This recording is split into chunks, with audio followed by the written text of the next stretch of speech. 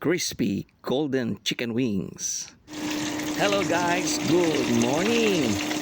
Ayan na nga ang ating mga nakamarinate na chicken wings at ikokok natin yan sa flour with salt and pepper. And then i-deep fry natin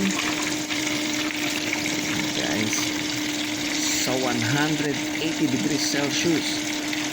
Lutuin natin yan for about 12 minutes.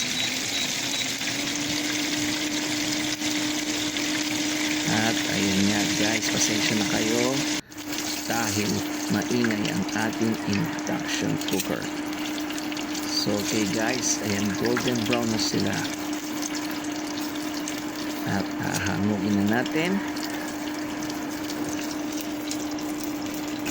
At ayan guys, kitang-kita naman ang result. Napakaganda ng itsura.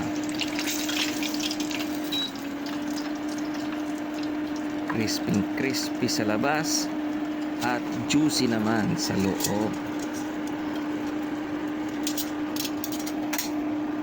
And then guys, sasamahan natin ito ng mayo garlic sauce. Alright, bye-bye!